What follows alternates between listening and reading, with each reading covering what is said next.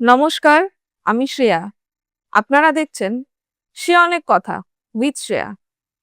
আজ আমাদের সাথে আছে ইন্ডাস্ট্রির একজন দক্ষ এবং চেনা অভিনেত্রী শতাক্ষী নন্দী। নমস্কার শতাক্ষী দি, হ্যালো, কেমন আছো বলো? ভালো আছি। আপনি কেমন আছেন? বেশ ভালো। তারপর কি চলছে? কেমন কাটছে দিন? আম সময়টা তো খুবই আনসার্টেন একটা সময়ের মধ্যে দিয়ে আমরা যাচ্ছি। তো এর মধ্যে যতটা আরকি পারা যায় সারভাইভ করা নিজের মতন করে, কাজের মধ্যে থাকা। কারণ বাকিটা এত কেওস আর এত নয়েজ সামাজিকভাবে, রাজনৈতিকভাবে সব দিক দিয়ে। হুম। তো ওই আরকি কাজের মধ্যে যতটা থাকা যায়। নিজেকে ব্যস্ত রাখাটাই হচ্ছে মেইন বিষয়। হুম। আচ্ছা, বিরহীর মতন একটা মাল্টি সিজন ওয়েব সিরিজে লিডে অভিনয় করার পর এখনো অবধি তোমাকে অন্য কোনো প্রজেক্টে মুখ্য চরিত্রে দেখা গেল না। সেটার কারণ কি? সেটার কারণ সত্যি আমি বলতে পারব না। মানে কারণ আমি ডিসিশন মেকার নই। মানে আমি আ মানে যেই টেবিলে বসে সিদ্ধান্ত নেওয়া হয় যে কারা অভিনয় করবে, করবে না, কারা মুখ্য চরিত্র, পার্শ্ব চরিত্র মানে হোয়াটএভার যারা কারা কাজ করবে, কারা কাজ করবে না, সেই টেবিলে আমি বসে নেই। তো যারা ডিসাইড করছে, যারা মাথা তারা বলতে পারবে। আমি বলতে পারব না। আমি শুধু এইটুকু জানি যে আমি ১৬-১৭ বছর বয়স থেকে মানে এখন আ কত বছর হবে? প্রায় ১৩-১৪ বছর হয়ে গেল আমি এটার মধ্যেই রয়েছি। এই চর্চার মধ্যেই রয়েছি। হুম। অভিনয় করছি। আ তো ওই আরকি মানে এটাও জানি যে গোটা প্রফেশনটার মধ্যে প্রচুর আ পেশেন্স এর প্রয়োজন থাকে, একদম। ধৈর্যের প্রয়োজন থাকে। আম কিছু জিনিস কন্ট্রোলে থাকে আবার বেশিরভাগটা কন্ট্রোলে নেই। তো আমি খুবই গ্রেটফুল যে 'বিরহীর' মতন একটা সিরিজে আমি সেরকম একটা চরিত্রে অভিনয় করতে পেরেছি। উম তারপরে আমি একটা ছবিতে কাল্পনিক তার নাম একটু আগেই কথা হচ্ছিল। সেই ছবিতে আমি মুখ্য চরিত্রে অভিনয় করেছিলাম সাংবাদিকের চরিত্রে। কিন্তু যেটা হয় যে আমাদের দেশে আ বাকস্বাধীনতাটা এতটাই একটা ইলিউশন এর মতন হয়ে গেছে। সেখানে সেটা আমাদের সিনেমা, আমাদের গান, কবিতা, পুরো আর্ট ফর্ম এর মধ্যেও সেটা মানে কি বলবো ইনফেক্ট করছে। একদম। তো সেই ছবিও মানে তার সেন্সরের অনেক যুদ্ধের বউয়ের সাথে যুদ্ধের পর সেটা থিয়েট্রিক্যাল রিলিজ করা যায়নি। আ তো জানি না মানে এরকম অনেক পরিচালক বা অভিনেতা-অভিনেত্রীদের জীবনে হয়তো আছে প্রচুর উদাহরণ যারা পরে গিয়ে অনেক নাম করেছে। তাদের কিছু জনের হয়তো জীবনে এরকম ঘটনা বা এরকম কাজের রয়েছে। তো দেখা যাক। মানে আমার এখন আমি যে স্টেট অফ মাইন্ড এ রয়েছি সেটা হচ্ছে যে যেখানে মানুষের কাছে কাজই নেই, সত্যি এতটাই কথা। আনএমপ্লয়েড, কোনো কাজ নেই। রোজগার করাটাই একটা বড় স্বপ্ন হয়ে উঠছে। মানে সেটা মানে ভাবতেই আমার কিরকম অদ্ভুত লাগছে। তো সেখানে দাঁড়িয়ে আমি যে কাজ করতে পারছি, যখনই পারছি সেটার জন্য আই এম ভেরি গ্রেটফুল।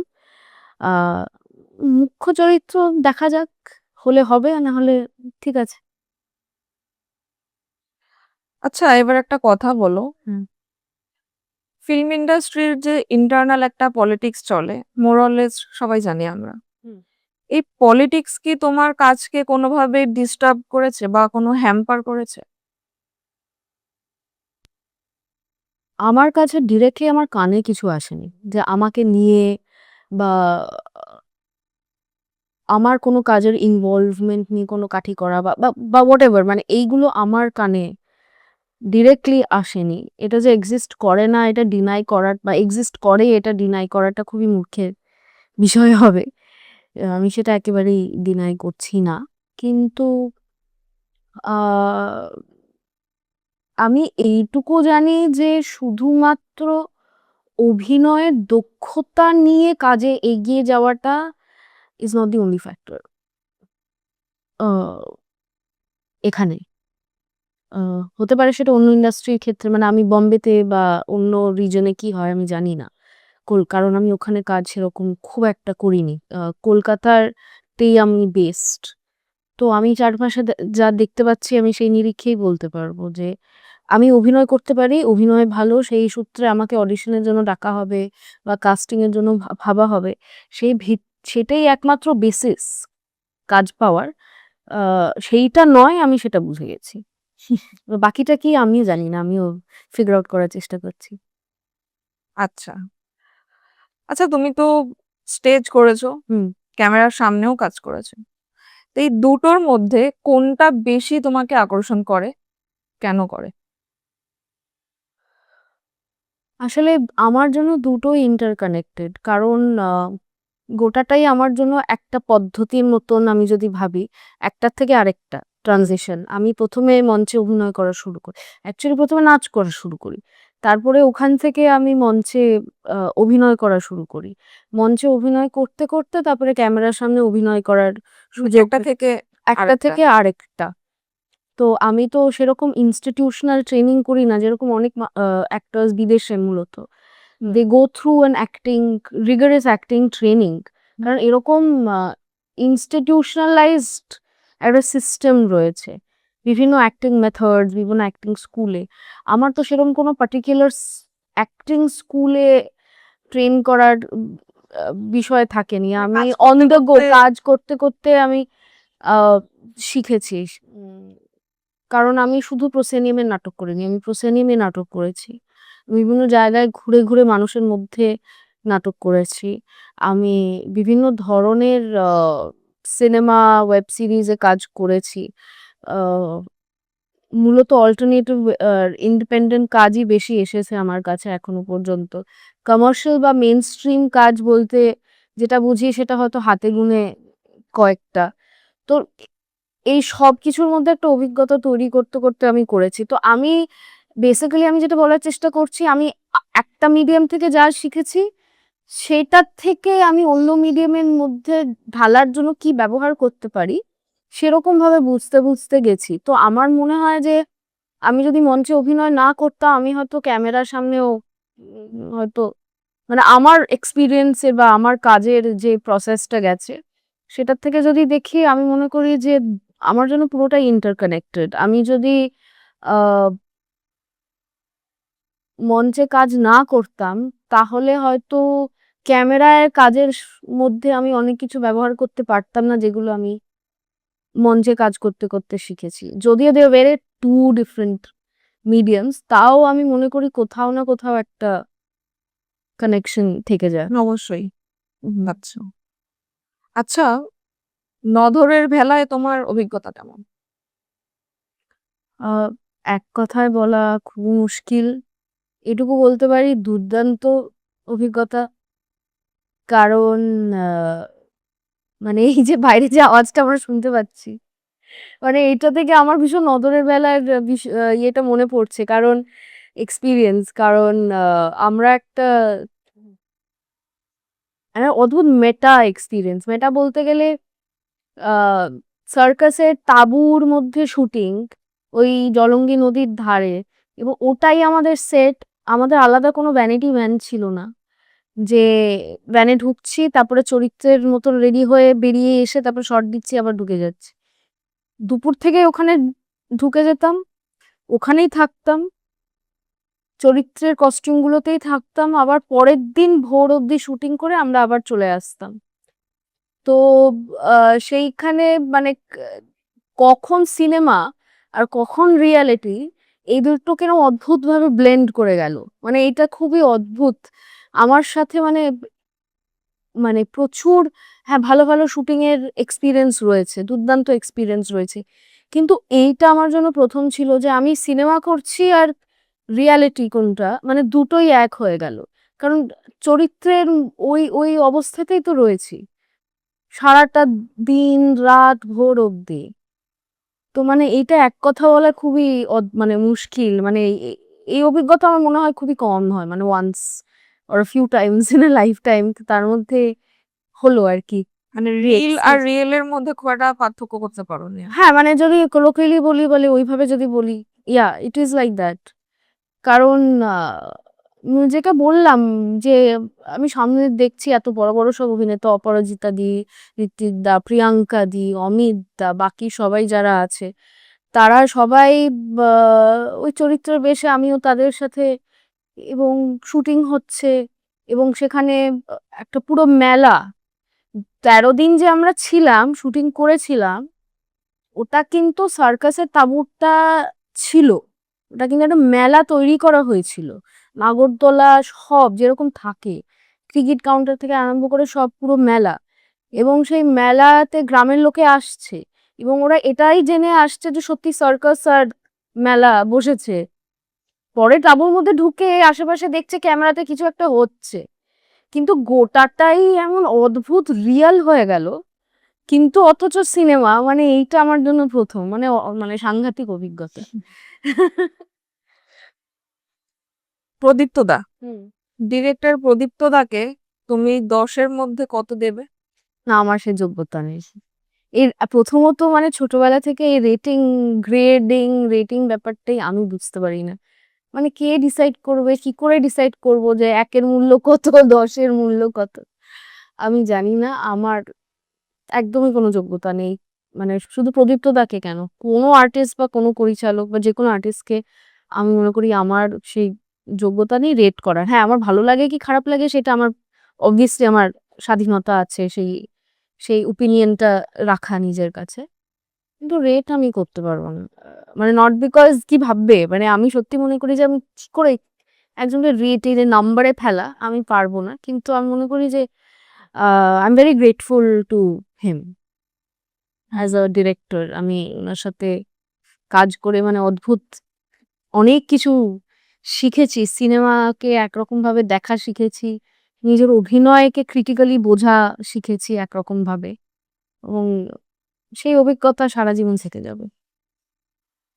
মানে এক্সপেরিয়েন্স খুব ভালো হয়েছে ওনার সাথে কাজ হ্যাঁ, করে। অবশ্যই, এটাই বলবে আর কি। অবশ্যই, অবশ্যই, এবং শুধু আমি নয়, মানে যারা ওনার সাথে কাজ করেছে তাদের প্রত্যেকের সাক্ষাৎকার বা প্রত্যেকের ইন্টারভিউ বা প্রত্যেকের থেকে সাথে কথা বললে এইটা সবাই একই কমন মানে আসলে এত রুটেড, এত রিয়াল, এত অনেস্ট প্রসেস ওনার কাজ করার। এবং কোনো অভিনেতা বা অভিনেত্রীকে শুধু আমি না, কাউকেই দেখিনি বাঁধা ধরা সব বলে দিচ্ছে যে কি করতে হবে। সেরকম কিছু বলেই না। কিন্তু এমনভাবে একটা প্রসেস বা এমনভাবে ভাবে অভিনেতাদের মানে কি করেন আমি বলতে পারব না বারবারই। কিন্তু এমনভাবে একটা অ্যাটমসফিয়ার তৈরি করে দেয় যে কি চাইছে সেটা বুঝতে খুব একটা ডিফিকাল্ট হয় না। বা অনায়াসে যেটা চরিত্রের জন্য প্রয়োজন সেটা বেরিয়ে আসে। এবং সেটা ছবিটা দেখার পর বা ওয়েব সিরিজটা দেখার পর তখন বুঝতে পারি, আচ্ছা এরকম হলো, মানে এরকম করলাম। তো সেইটা তো আমি মনে করি খুবই ম্যাজিক্যাল একটা ব্যাপার।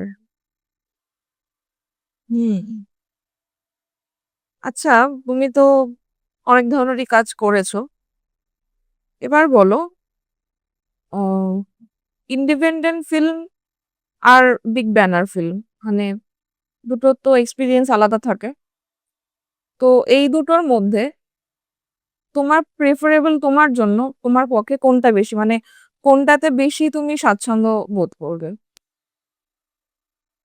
আমি বিগ ব্যানার ফিল্ম সত্যি কথা বলতে গেলে ওরকম করিনি। আমি হয়তো ওয়েব সিরিজে করেছি, কিন্তু সিনেমায় অ্যাকচুয়ালি এখনো আমার সেই পা দেওয়াটা হয়নি। তো আই উড সে আমি ইন্ডিপেন্ডেন্ট ছবিতে কাজ করেছি। আম এবং আমার দুটোই অভিজ্ঞতা হয়েছে ইন্ডিপেন্ডেন্ট ছবিতে, যেখানে সবাই জানে যে কি হবে, কি করতে চাইছে, এবং তাতে নিজের কাজ করাটা আরো সুবিধে হয়ে গেছে। এরকমও কাজ করেছি যেখানে কি হচ্ছে কেউ কিচ্ছু বুঝতে পারছি না। গোটাটাই একটা chaos। আ তো আমি বলব যে এখন আমি যে জায়গায় দাঁড়িয়ে আছি, I would like to explore more commercial stuff। নিজেকে ওইভাবে আমি দেখতে চাই যে একটা আউট অ্যান্ড আউট মাসালা কমার্শিয়াল ছবি। সেটা ইন্ডিপেন্ডেন্টলিও তৈরি হতে পারে, কিন্তু আমি জনরার কথা বলছি। আমি আ ফরম্যাটের কথা বলছি। মানে যেভাবে বানানো হবে। সেরকম স্পেসে কিভাবে আমাকে ব্যবহার করা হচ্ছে, আমি কিভাবে কাজ করতে পারি, যোগ দিতে পারি, সেইটা আমার দেখার খুব ইচ্ছে। আচ্ছা, আমাদের ইন্ডাস্ট্রির এখন যা অবস্থা, যে অভিনেতা-অভিনেত্রীরা রয়েছে, যেমন কাজ হচ্ছে, সেগুলোর ভিত্তিতে দাঁড়িয়ে তোমার কি মনে হয় আজকের দিনে দাঁড়িয়ে যে আমাদের বাংলা ইন্ডাস্ট্রির ভবিষ্যৎ ঠিক কি? খুবই ডিফিকাল্ট প্রশ্ন। আহ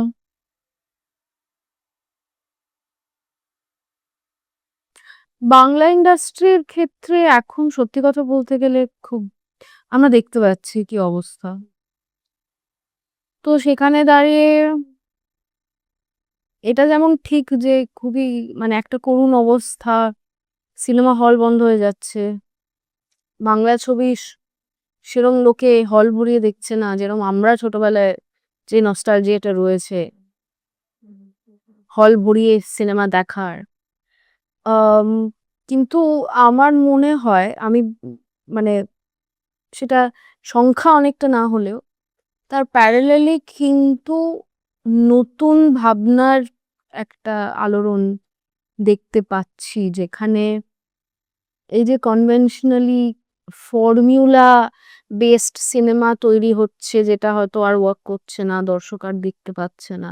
তো তার উল্টো দিকে এখন নতুন ভাবনার ছবি যে প্রয়োজন বা বিভিন্ন ধরনের ছবি যে প্রয়োজন, সেইটা নিয়ে লোকে কথা বলছে বা চেষ্টা করছে করার। আম ফাইন্যান্সিয়ালি বা কমার্শিয়ালি স্পেস মানে যা অবস্থা সেখানে হয়তো আ প্রচুর হল পাচ্ছে না ছবি বা প্রচুর আম আ যেরকম রমরমিয়ে মাসের পর মাস বা ৭০ সপ্তাহ মানে এরকম যে ছবি চলার সেই বিষয়টা সেই অ্যাক্সেস টা হয়তো পাচ্ছে না। কিন্তু অন্য ধরনের ছবি যে দরকার, মানে সেটা যে আর কেউ ডিনাই করতে পারছে না, সেইটা আমি দেখতে পাচ্ছি। তো আমি মনে করি এইটাকে যদি না চাপা রেখে এটাকেই যদি আরো বেশি প্রশ্রয় দেওয়া হয়, আ যেখানে আ মানে লোকে মানে যারা মাথা, তারা ইভেন্চুয়ালি এগ্রি করবে যে মানুষকে দর্শক বোকা নয় এবং তারা সব রকমের ছবি দেখতে চায়। আ এবং আরেকটা বিষয় হচ্ছে যে মানে এটা আমি অনেকেরই মানে কথা এটা উঠে এসছে, আমিও একই জিনিস মনে করি। সেটা হচ্ছে যে একটা সময় ছিল যেখানে মানে একদম মধ্যবিত্ত ঘরের মানুষজন দলে, দলে সিনেমা দেখতে যেত বা নিম্ন মধ্যবিত্ত ঘরের মানুষজন দলে, দলে সিনেমা দেখতে যেত।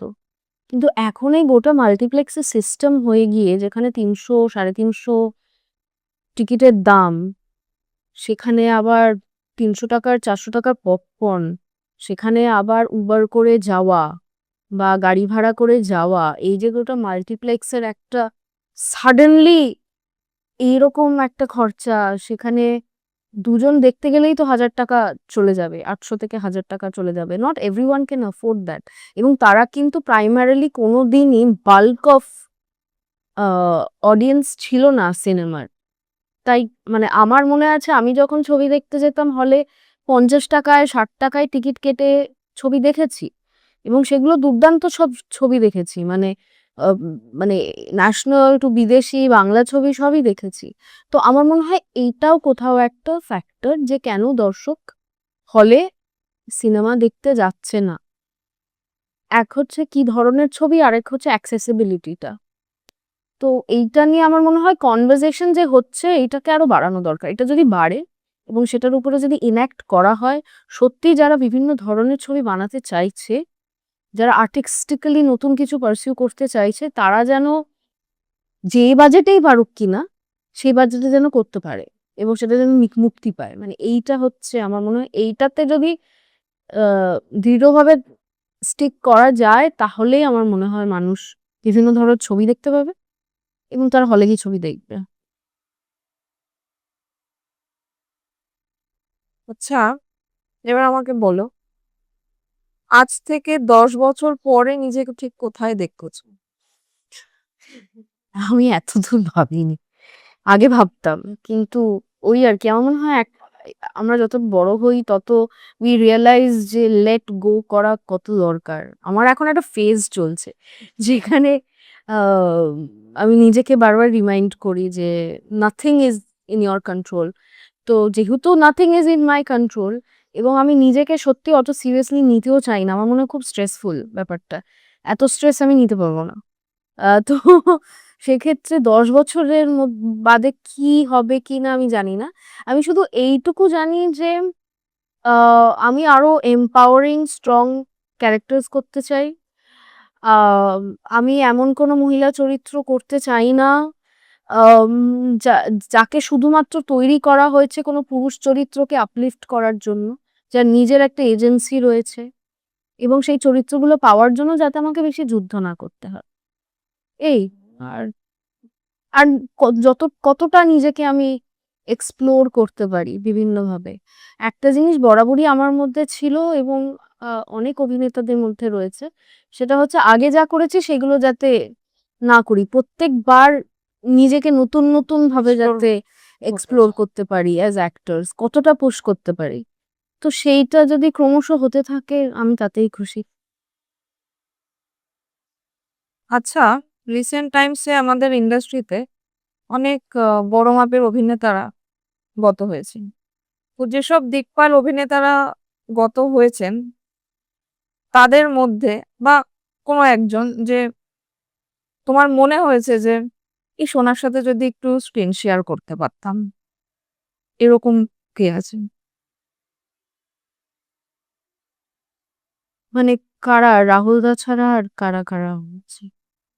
একটু মানে আমাকে যদি হেল্প করো কে আ একটু যদি পেছনে যাই, যেমন ধরো সৌমিত্র বাবু আছেন, এরকম বা তোমার যে মনে হয় যে যদি যারাই মানে গত হয়েছেন আরকি, যে এনার সাথে যদি আমি কখনো একটু অভিনয় করতে পারতাম, একসাথে স্ক্রিন শেয়ার করতে পারতাম।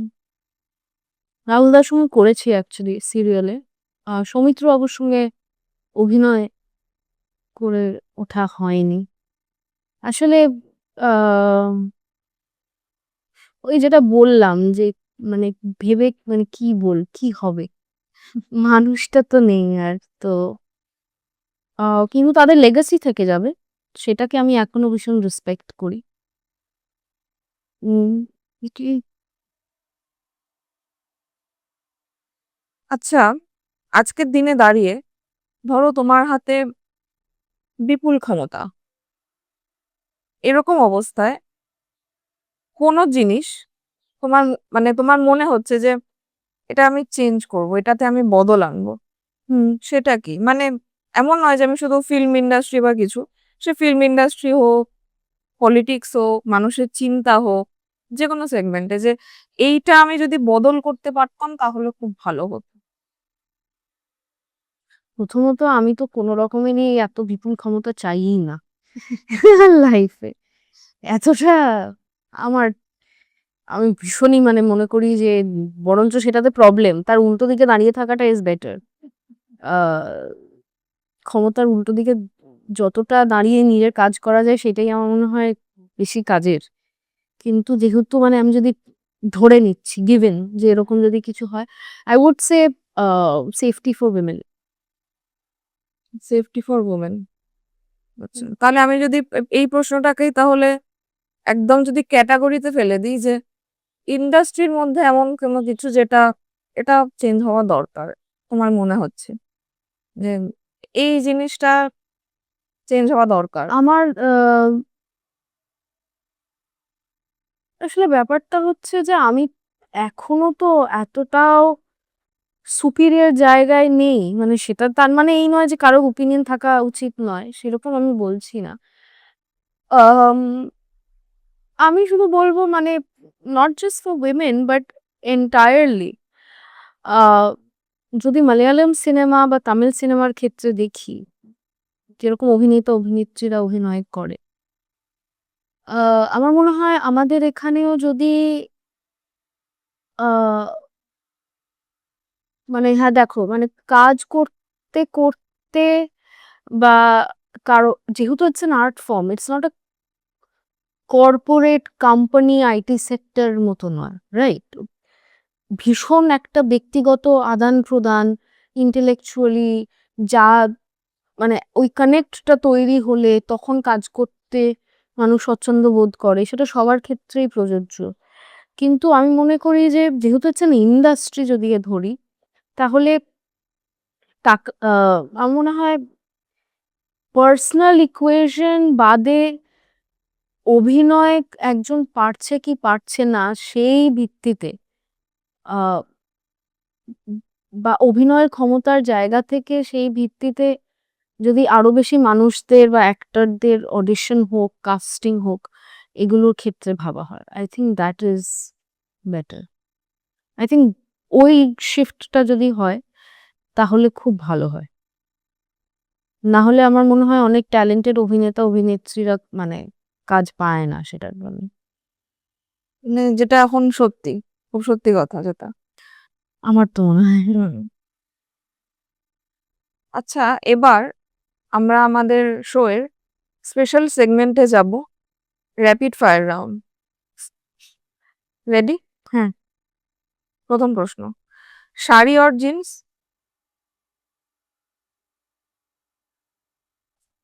দুটোই মোর কমফোর্টেবল। না না, দুটোই। জিন্স পরে আছি কি বলবো, শাড়ি পরে আসিনি, উম, কিন্তু শাড়ি তো পরি। হ্যাঁ, দুটোই। দুটোই। আচ্ছা, চারজন অভিনেতার নাম বলবো, 1 থেকে 4-এর মধ্যে তোমাকে র্যাঙ্কিং করতে এ হবে। কি কি করে আমি কি করে করবো র্যাঙ্কিং? চেষ্টা করে দেখো না, হবে। যিশু সেনগুপ্ত, আবির চ্যাটার্জি, অনির্বাণ ভট্টাচার্য, পরমব্রত চ্যাটার্জি। আহ চারজনের সঙ্গে কাজ করার খুব ইচ্ছে by the way. Anirban Bhattacharya, Jishu Sengupta, আবির চ্যাটার্জি, পরমব্রত চট্টোপাধ্যায়। আচ্ছা, এবার 4জন অভিনেত্রীর নাম বলছি, সোহিনী সরকার, ঈশা সাহা, সোলাঙ্কি রায়, শতাক্ষী নন্দী। না, আমাকে বাদ দাও, অন্য কাউকে নাম, অন্য কারোর নাম দাও, আমি নিজেকে ঢোকাতে পারবো না। না, কি বলে, সোহিনী সরকার, আচ্ছা, সোহিনী আহ, সরকার, সোলাঙ্কি রায়, ঈশা সাহা, শতাক্ষী। পাহাড় না সমুদ্র? এখন পাহাড়। আমি অলওয়েজ সমুদ্র গার্ল ছিলাম, অলওয়েজ। নট বিকজ মানে আনন্দ করবো পার্টি করবো ওই জায়গা থেকে নয়, মানে সমুদ্রের একটা অদ্ভুত শান্তি আর টান রয়েছে, যেটা সত্যি যদি কেউ শান্তভাবে বসে থাকে সেটা উপভোগ করতে পারে। কিন্তু ইদানিং আমার পাহাড়ের প্রতি একটা টান হয়েছে। আমি এই 2 মাস আগে শুটিংও করতে গিয়েছিলাম, শিলং শুনেই চলে গেছিলাম। কারণ শিলং না, সরি, সিকিম, লুকসুমে। তো পাহাড়ের একটা অদ্ভুত, আই থিঙ্ক উইথ এজ পাহাড়কে আমরা আরো বুঝতে শিখি, সো পাহাড়। আমরা এতক্ষণ আড্ডা দিলাম শতাক্ষী নন্দীর সাথে, এবার আমি শতাক্ষী দিকে বলবো দর্শকদের উদ্দেশ্য কিছু বলার জন্য। আহ প্রথমবার সে অনেক কথা উইথ শ্রেয়াতে এলাম, আহ খুবই ভালো লাগলো। শ্রেয়া নিজে যতটা এফর্টলেস, আমার সেখানে নিজের কথা বলতে আরো বেশি এফর্টলেস মনে হলো। তাই আপনারা শুনুন আমাদের পডকাস্ট, খুবই শীঘ্রই আসছে এই এপিসোডটা, সেই অনেক কথা উইথ শ্রেয়া।